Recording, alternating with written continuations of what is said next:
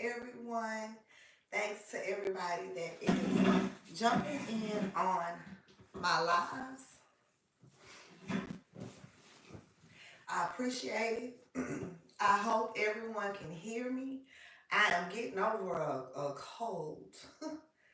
So I'm still real congested and I'm still like real hoarse.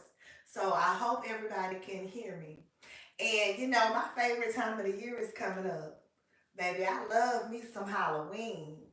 So I got my Halloween attire on today. Today was my first day going back to working out.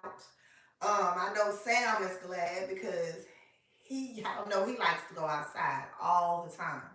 So we finally got back outside today and was able to do our thing. But today's topic on my life is raising kids while being blind. Those that know me know that I have three kids who are grown now. And when I first found out I was going blind, my oldest, I think he was like about 12. And was he? Yeah, I think he was 12 or 13. Because when I initially found out that I was going blind, I was in denial. Like I kept going to different specialists and getting other opinions. And this wasn't like in a couple of month type of spans. This was like in a couple of year type of spans. Because I was like, baby, I'm not going blind. I could see these people just trying to drain my insurance. So I would put it off until something would happen to where I couldn't see this or I couldn't make this out, or sometimes I'll be going up and down my stairs and I was having trouble going up and down the stairs because I couldn't see them. So I just had to start just going up and down the stairs just on faith. And so raising him from raising my other two was like a big difference because my oldest son, I was driving, right? So I was able to bring, yeah, he was older. He was about 12, 13, 14, something like that. Cause I used to bring him to like drop him out to parties, bring him and his friends, drop him out to the movies.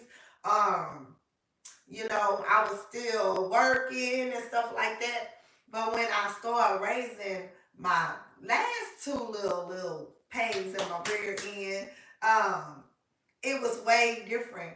And this is why it was way different. Because I wasn't able to drive. Driving was like a big a part of my depression, me wishing I wasn't blind because that was me giving up my independence. Now, maybe if I had some help or somebody I could have leaned on, maybe it wouldn't have been that severe for me. But those that have been following me, y'all know that's why I went so hard to get my paratransit transportation back for me, for myself, because transportation has always been a big thing. So when I was raising these last two little butts that are grown now, thank God they all grown. It was so challenging. So I started showing my middle son, which I didn't know my oldest already had started showing him how to drive. Started showing him how to drive. And because I wasn't supposed to be driving anymore. And if you know me personally, you know that I still was driving when I wasn't supposed to. Like, ugh, y'all just don't get it how hard it is to go from driving to now you can't drive no more. Like, it took a lot. It took a lot. Matter of fact, I'll tell y'all right now, I'm just now surrendering my driver's license. And they were supposed to be surrendered about 10, 12 years ago. So, yeah.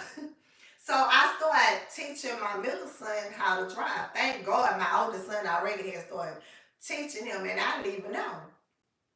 So me and him would have little spits and we would be arguing, me and the middle son, because he's a teenager now. Now he feeling himself, he's smelling himself. He thinking that, because he done told me this before. Now we reflecting on the past. when he was like 12 or 13, and I'm trying to teach him how to drive because, I know that I'm not supposed to be driving. And one day I was telling him, y'all know teenagers, they want to text on the phone. He want to have his foot out the window, honey, doing the most. And I can't see. My visual field was very narrow at the time. And I'm telling him, son, put your foot down, stop texting. He huffing and puffing like teenagers do. Now you might be saying, why is he carrying on like that and his mama is going blind? Let me tell y'all something. Kids are going to be kids regardless of the situation. My kids never treated me like I had a disability and still don't to this day. So he was being a normal teenager. So he huffing and puffing and he pissed me off. So I'm like, you know what? I hope you know that I don't need you for nothing. Like, I'm trying to teach you how to drive so you and your sister can still have a productive, y'all teenage years. I say, I could ride the bus. So you're not doing me no favor. I was like, and it's against the law to be texting and driving and to be having your foot out. Yeah, I'm that mom. So, he hurried up and swing the car until they had a gas station to the left. And I said, oh, this Negro, he feeling himself. So he ran, he didn't even pump the brakes to put the car in park.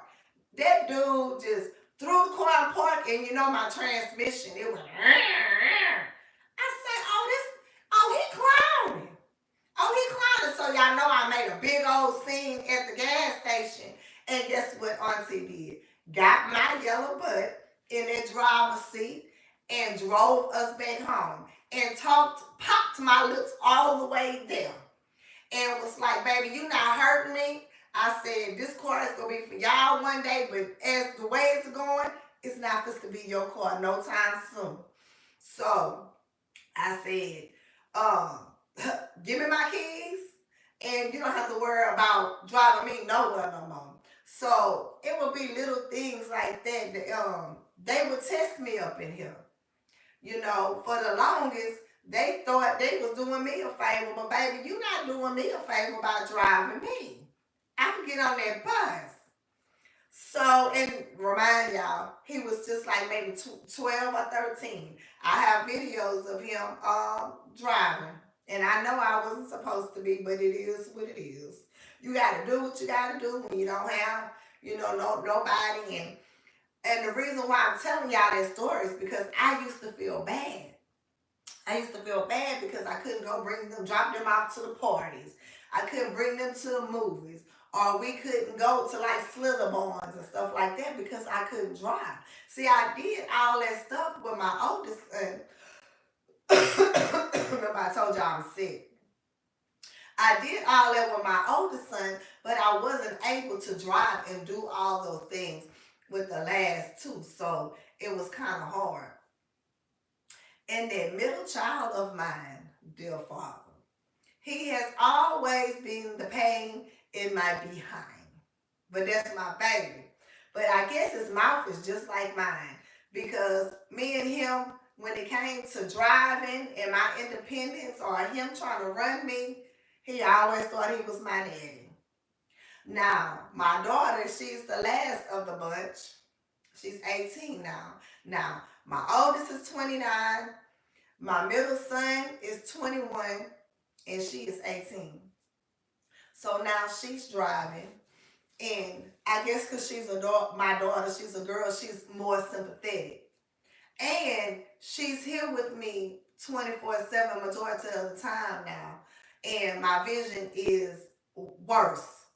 And she's able to see that, she see me struggling. She see me still pushing. And she see me still living a productive life. But she's seeing her mom still fighting to be the person that she always have been, but just a better version of herself. So she even told me one day that, I'm a strong person. So she do bring me places. Thank God he taught her how to drive, you know. So raising kids and being blind, I have friends that are totally blind and they have little babies that they are raising. Don't ever think that a blind person cannot do things that a person with their five senses cannot do. Um, I do a lot of Zoom with other blind people within the federation, and we share stories.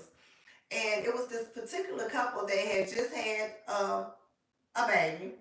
They were both totally blind, and the doctors and the nurses and everybody was concerned. How are they going to be able to raise a baby and they're blind?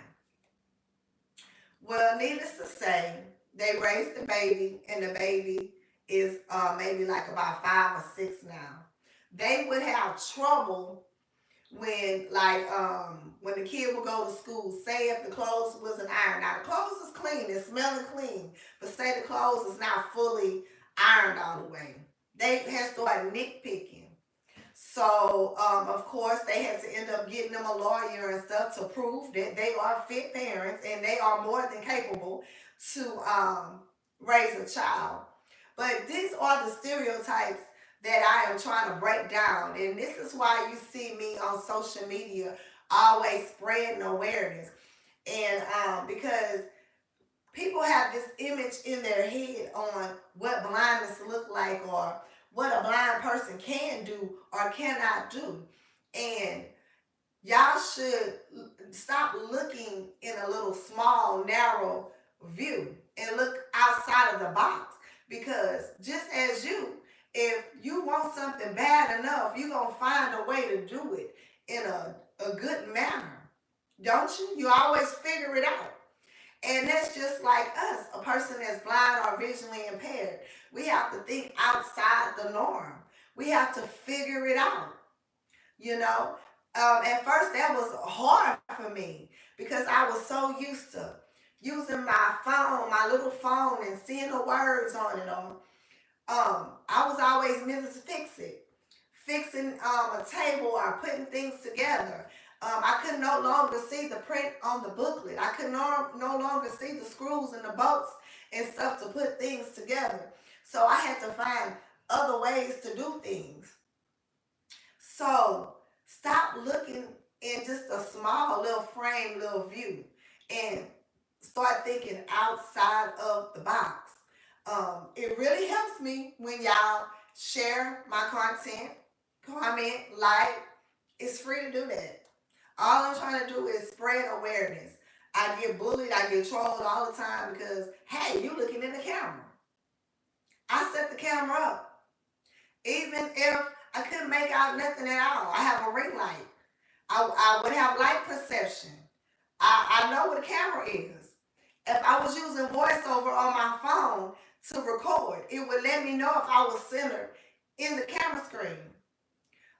When I'm doing content and I'm doing videos, I have certain things that's placed on the side of me or in the front of me or behind me when I'm doing certain things to let me know, hey, you're getting outside of that area. You figure it out. You find ways to do things. So just because you don't know what I'm doing and I don't always tell it, doesn't mean that I haven't figured it out. I always have been a problem solver because I never wanted to sit in my funk. I don't want nobody to feel sorry for me, because I'm not supposed to feel sorry for me. So when people come up to me sometimes and they be like, um, what you got that dog for? Because I know I look like I'm a walking sight patient, right? What breaks you serve? I didn't serve. Well, why you got the dog? Oh, I'm blind. Oh my God. That's what they said. Oh my God, I am so sorry. And I be want to stop them and say, don't feel sorry for me. I'm thriving. I'm out here being a productive citizen just like you. I'm making my groceries. I'm shopping. I'm going to visit friends. I'm living a productive life, you know? And that's what it's all about. And a lot of times we don't realize that when we're healthy and we're able to go to point A to B and we have a roof over our head and we have a car, we have food to eat. We take all those things for granted until something like what happened to me happens and it makes you sit your butt down and then you have to sit and you have to reflect back and then you want to start being thankful for the roof you have over your head, that food you have to eat, that car that you're able to get in and go drive. You know, a lot of times people like to whine about the small things. And this is not me discrediting nobody. It's okay to be in your funk sometimes, but don't stay there because they have people that are fighting for their lives. And we are here and we're breathing. So just try not to stay in your funk. But my main purpose and goal was to come on here and just to talk about raising kids and being blind. It's possible. Is it hard? Yes, it's hard for anybody raising kids. Even if you don't have a disability. Kids go be kids. Kids go try to challenge you. You know, I'm just thankful and very blessed that all three of mine have graduated. Two and one the finished college, the other one is almost finished, and this one here she's trying to figure it out. She always make fun and say, "My mom never leaving you. You need me, girl. I don't need you. You better go." So I hope you guys enjoyed this live. Please continue to share my content to help me spread awareness on vision loss, blindness, low vision, visually impaired, however you want to say it. At the end of the day, we are all facing the same struggles. Um, and thank God that I am still here. Every morning I wake up, I thank the good Lord that I'm still here and I'm still healthy. My eyes bad, but I still consider myself healthy because I could do a lot of things that a lot of people cannot do. So I'm very much so thankful. So if you guys don't mind, when you get off the slide, can you please share it? We want to share and we want to bring awareness all over the world, just not in Southeast Texas. We want to spread awareness on vision loss all over. And if you are not subscribed to my YouTube channel, go ahead over there at YouTube and subscribe.